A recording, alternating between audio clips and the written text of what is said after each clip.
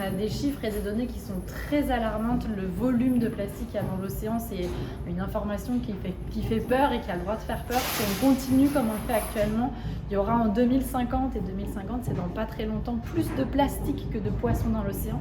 Donc il faut absolument faire quelque chose. La bonne nouvelle, c'est qu'il existe des solutions aujourd'hui, il existe des choses qui fonctionnent à travers le monde, à la fois pour recycler les déchets plastiques qui sont déjà présents sur Terre, mais aussi pour réduire notre utilisation de plastique. Parce qu'on dit souvent le plastique, il n'y a qu'à le recycler. On produit chaque année, chaque habitant produit 52 kilos de déchets plastiques qu'il laisse derrière lui.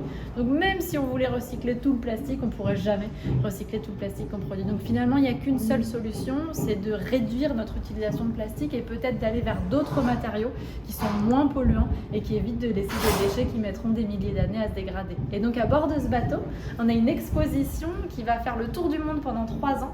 On a appelé ça les malles au trésor du Plastic Odyssée parce que c'est vraiment des trésors qu'on a sourcés dans le monde entier, qui sont des objets, des solutions, des idées qui permettent de se passer de plastique, d'aller vers d'autres matériaux plus respectueux de la planète et de l'océan qui nous font vivre.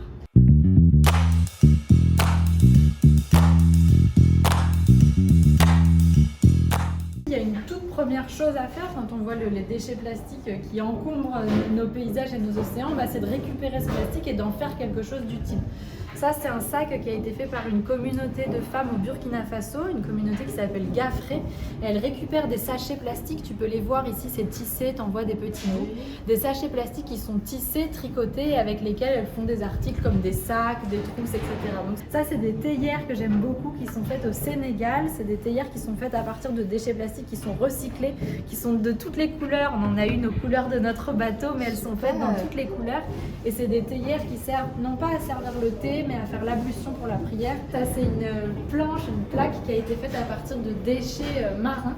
Donc c'est des déchets marins qu'on a broyés et qu'on a fait passer sous une presse pour faire une grande plaque. Et alors on ne le voit pas là parce qu'on est dans l'espace extérieur du bateau, mais quasiment tout le mobilier du bateau a été fait avec des plaques comme ça.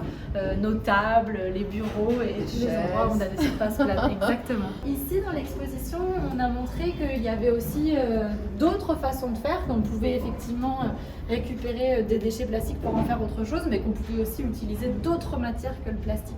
Donc on a ici des algues qui nous viennent de Bretagne, avec lesquelles une entreprise en Bretagne fait des choses qui ressemblent énormément à du plastique, sauf que c'est fait à partir d'algues, donc un matériau qui ne demande pas d'eau pour pousser et qui se redécomposera après naturellement dans l'environnement. Ça, c'est un autre matériau que j'aime beaucoup, c'est très léger si tu veux sous-peser, c'est fait à partir de champignons, ça s'appelle du mycélium et en fait c'est un matériau qui remplace le polystyrène. Le polystyrène, c'est une catastrophe pour l'océan parce que c'est plein de petites billes qui se dispersent et qui sont impossibles à repêcher. Et donc ça remplace le polystyrène. Il y a notamment aujourd'hui des ordinateurs qui sont vendus emballés dans du matériau comme ça.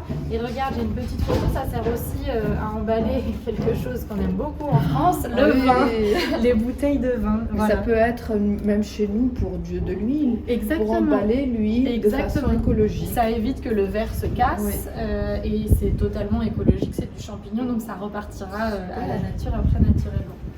Ça, c'est un autre objet que j'aime beaucoup, que vous connaissez bien ici en Tunisie, qui est la gargoulette. Oui. Celle-là, elle vient de Marseille. La gargoulette, c'était l'ancêtre de la bouteille plastique partout autour de la Méditerranée avant. Et en fait, ça a une fonction qui est très maligne. Aujourd'hui, quand on met de l'eau dans une bouteille en plastique, s'il fait un peu chaud et qu'on la met au soleil, l'eau, elle devient vite imbuvable, tiède, chaude.